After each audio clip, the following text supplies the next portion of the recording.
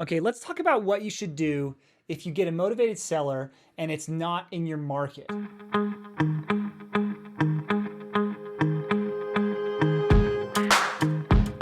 I know this can be a really frustrating thing where you spent some money on marketing, you get a new lead, that notification comes in, you pull open your phone, you look at the address, and it is not in the city that you were hoping to do a deal in. Or maybe it's in a different state, or maybe it's clear. What I want to make very clear is that unless you have more money than time, do not ignore this lead.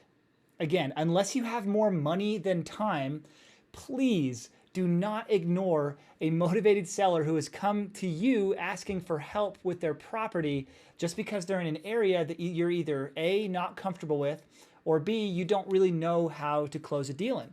Because there are options for you, there are options for the seller, and if you ignore it, you're leaving money on the table. So the first tip I would give you if you have leads that are coming in outside of your market is consider learning how to close deals virtually. It's entirely possible to close deals over the phone. In fact, people are more comfortable than ever with doing business online. We've heard stories of our investors that close deals from beginning to end entirely over the phone, sometimes not even with a phone call, but through text messaging. And while that is not super common, it's becoming more and more normal to transact and to do business online. Even if you go back a year ago or right before COVID, it would have been super weird to talk to a homeowner and who wants to sell their home and say, "Hey, can I just send you a Zoom link and let's hop on a Zoom call on your phone and just walk me through the property." And you record that Zoom call. A year ago, that would have been a crazy idea. People just would not be comfortable with it. Most people had never used Zoom. But right now, it's so easy. Everybody has used Zoom. I mean, like my grandma's using Zoom, and our kids are using Zoom. It's you don't have to use Zoom, by the way, but just the idea of doing a video call, recording it, all of a sudden you can start to see what's going on with the property. You can do it virtually. You could say, "Hey, wait, like really zoom in here. I want to see this, and oh, maybe that needs a couple repairs. Yeah, I see here it needs some new paint. Let's go look at this." You could really do a pretty good inspection, enough to get you enough to make an offer in most cases over the phone, specifically if you're able to do a video call. People are much more comfortable with this. And then even beyond just the virtual side of it, if the deal is solid enough, it might actually be worth the travel time. Now, this doesn't work if you're in California and you get in the lead in New York. Obviously, that doesn't make sense. But we have an investor here who is based out of Utah, and he does all of his deals, or most of his deals, are actually in Idaho, which is from where he is in Utah to where he's going in Idaho, at the very tip of Idaho. This is like a 10-hour drive for him.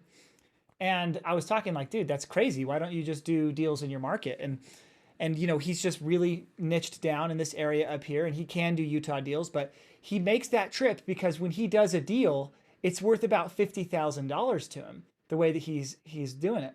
So he says, yeah, I'll do 2 or 3 trips a month up there. I'll do the drive. I'll put the miles on my truck. I don't mind, because every time I get one of those deals, I'm netting around 50 grand.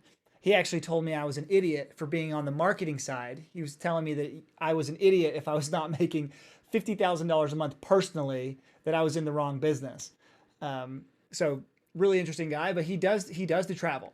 And even though that is definitely a lead that many investors would say, this is out of my market, a 10-hour drive, there's no way I'm going to go out there.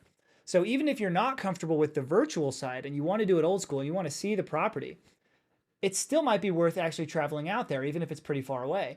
But what I would do first in that case is I would get pretty far in the due diligence process beforehand. I would make sure that I've built up rapport, that I know the basics of the deal, that you've done a lot of the basic work before you make that trip to make it worth it. Let's just say you are not comfortable at all with working deals that are outside of your market. Maybe you're just really, really specific that you only want this one little area. That's the only way that you know how to close deals. Okay, you're still missing a lot of what's possible, but I can understand that. If that's the case, then I would recommend partnering with another investor or possibly even an agent in a different market. You could do this as a JV or a joint venture, or even work out some kind of a pay per lead arrangement where you're in Utah, because that's where I am, And let's say you've got a homeowner in Texas who wants to sell their home. You don't know anything about the Texas market. You don't want to get your hands dirty there. You can go and find an investor in that city who will work the lead and will pay you if they actually lock it down into a contract.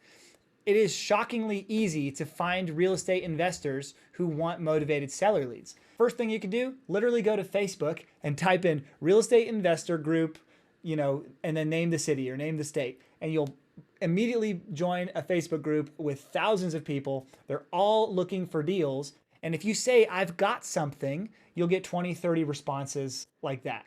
So you could just do a little bit of prospecting on Facebook, build up a list of potential investors that you could JV on.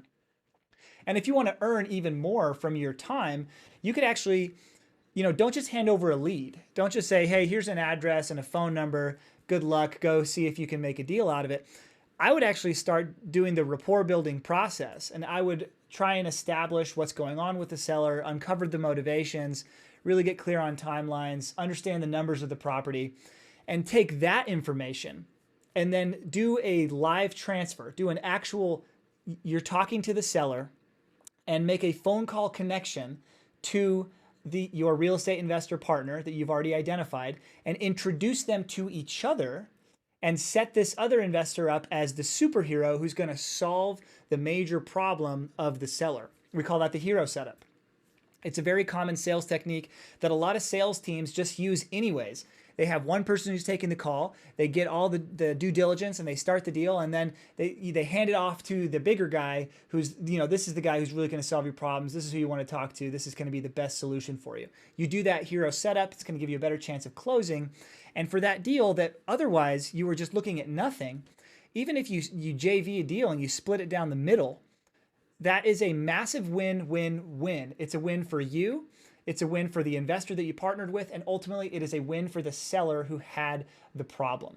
So those are my two main strategies that I would recommend if you have a motivated seller who comes in that is outside of your market. Either one, learn to close virtually. There are so many resources out there right now to learn how to do this. There are investors closing all of their deals virtually. There are investors who are living in Tennessee who are closing all of their deals out of Phoenix. There's investors in Phoenix closing all of their deals out of Tennessee, and all over the place you see this.